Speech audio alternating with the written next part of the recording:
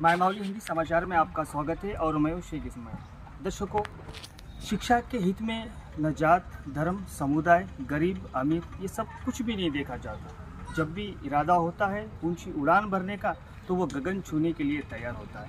दर्शकों, बेला मंडल के अंदर मनियारपुर ग्राम पंचायत के कामगारपुर एक छोटे से कस्बे का एक आदिवासी बच्चा PhD यानी डॉक्टर ऑफ फिलॉसफी कर अपने गांव लौटा और उसी के साथ अपनी जो ज़िंदगी है बच्चों को पढ़ाई लिखाई में, बच्चों के पढ़ाने में, उनको शिक्षा, उच्च शिक्षा देने में लगातार लगा रहता है। आज वही प्रवीण गेडाम को हम डॉक्टर प्रवीण गेडाम के लक़ब से माना जाते हैं, क्योंकि यहाँ पर डॉक्टर ऑफ फिलॉसफी यानी PhD संपूर्ण कर आए हैं और अपनी शिक्षा को उच्च प्राप्त कर आए हैं। अभी कुछ लोग समझते हैं कि इसमें समुदाय का फ़र्क होता है, अमीरी गरीब का फ़र्क होता है, पैसा, ऊंच नीच, ये सब कहने की बातें हैं, क्योंकि एक आदिवासी का बच्चा PhD कर सामने मंडल की जो बेला शहर की बेला मंडल का नाम रोशन करने में आगे आ रहा है। दर्शकों, इसी संदर्भ में प्रवीण गेडाम को आज यहाँ पर सम्मानित कार्यक्रम समारोह रखा गया है। उसके अंदर सभी इनके जो गुरु हैं वो आकर और इनके जो बच्चों को पढ़ाते हैं वो बच्चे आकर कृतना डिग्री कॉलेज में आज समारोह रखा गया है और इसमें काफ़ी खुशी महसूस हो रही है, क्योंकि आज यहाँ पर डिग्री कॉलेज का और डॉक्टर प्रवीण गेडाम का आज यहाँ पर त्योहार माना जा रहा है, क्योंकि ये ऐसी उच्च शिक्षा है। यहाँ से इस शिक्षा के लिए लोहे के चने, जिसका कहावत सुने हमने कि लोहे के चने चबाए जाते हैं, वो शिक्षा प्राप्त कर आज प्रवीण गेडाम हमारे सामने मौजूद है। दर्शकों, इस शिक्षा को हासिल करने के लिए 3 से 6 साल और जिस विषय में यानी हिंदी विषय, जिस विषय में इसकी शिक्षा की जाती है उस विषय को झंझोड़ कर, निचोड़ कर उसका ज्ञान प्राप्त करना, इसी को PhD कहते हैं। और ये PhD करना मामूली बात नहीं है, क्योंकि ऐसे विद्वान हमारे मंडल में है, ये बहुत गर्व की बात है। और मायमावली भी इस डॉक्टर प्रवीण गेडाम को धन्यवाद देती है, बधाइयाँ देती है, क्योंकि हमारे मंडल का नाम रोशन करने के लिए। चलिए हम आज प्रवीण गेडाम से मुलाकात करेंगे, एक छोटी सी मुलाकात है, इसमें जानेंगे। डॉक्टर प्रवीण गेडाम जी, आप तो एक उच्च शिक्षा प्राप्त कर रहे हैं, जिस विषय पर प्राप्त कर रहे हैं उस विषय को झंझोड़कर आपका ज्ञान बढ़ाया गया है।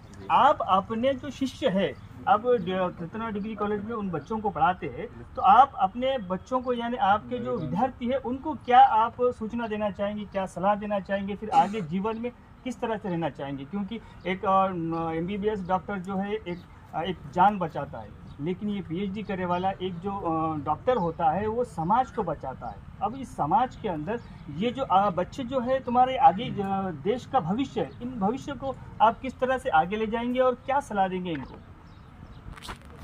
प्रथम मैं आपको धन्यवाद देना चाहता हूं और मैं यही कहना चाहूँगा कि बच्चों को, दरअसल हम जो है बेला मंडल के बच्चे करीबी हमारे जो है महाराष्ट्र लगा हुआ है, तो हम हिंदी को बहुत ही अच्छी तरह से जानते और पहचानते हैं, क्योंकि और हिंदी साहित्य ऐसा साहित्य है उसमें जो है प्रतिबिंब जो है दिखाई देता है। तो मैंने भी जो है आदिवासी यहाँ की जो परिस्थितियाँ थी उससे मुझे लगता था कि हमें भी और कुछ संघर्ष करना है। तो इससे मैं कॉलेज में काम करते हुए भी हिंदी साहित्य के अंतर्गत मैंने प्रथम, जब मैं 12वीं में था, फिर जब मैं ग्रेजुएशन कर रहा था, उस समय एक बहुत ही प्रख्यात लेखक माने जाते हैं जो उपन्यास में प्रेमचंद या नाम से सभी सबको मालूम है ये नाम, क्योंकि प्रेमचंद जो है यथार्थवाद के कवि माने जाते हैं। तो उनकी जो उपन्यास है मेरे जीवन में बहुत ही प्रभावित हुई है, क्योंकि उस समय में जब मैं 12वीं पढ़ रहा था, फिर 12वीं के बाद जो मेरा ग्रेजुएशन चल रहा था, उस समय में उनके जो उपन्यास थे, एक गोदान, ये गोदान उपन्यास जो है कोई भी एक बार पढ़ ले तो वो उपन्यास से प्रेरित होना ही है। और उसी के साथ जो है निर्मला उपन्यास, जो स्त्री की वास्तविकता जो है उस उपन्यास में दिखाई गई है। इस प्रकार और एक कहानी भी आती है उनकी जो मैंने पढ़ी है। वैसे तो बहुत वो सम्राट थे साहित्य के, लेकिन मैंने जो पढ़ी है उसमें से एक कहानी भी है, पूस की रात। वो जो मैं पढ़ा था उससे मैं प्रेरणा होकर फिर बाद में जो है मेरे गुरुओं की प्रेरणा से मैं यूनिवर्सिटी तक पहुंचा। फिर वहाँ जाने के बाद मैंने पास करके फिर PhD में एडमिशन लिया। फिर जो है इस प्रकार का जो मेरा प्रवास चलता ही रहा। इसमें बहुत तरह की कठिनाइयाँ आते रही, लेकिन मैं उसका सामना करते आगे चलता रहा।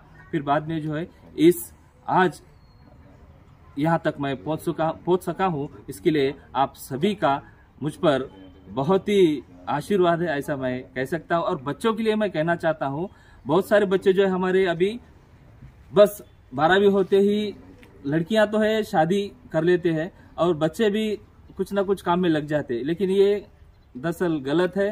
और आपको बहुत पढ़ना है, बहुत कामयाब बनना है, क्योंकि आपके ऊपर जो है आपका परिवार बहुत भरोसा रखता है कि मेरा भी बच्चा एक ना एक दिन अच्छा कामयाब बनेगा, समाज के लिए, मेरे घर के लिए। तो उस जो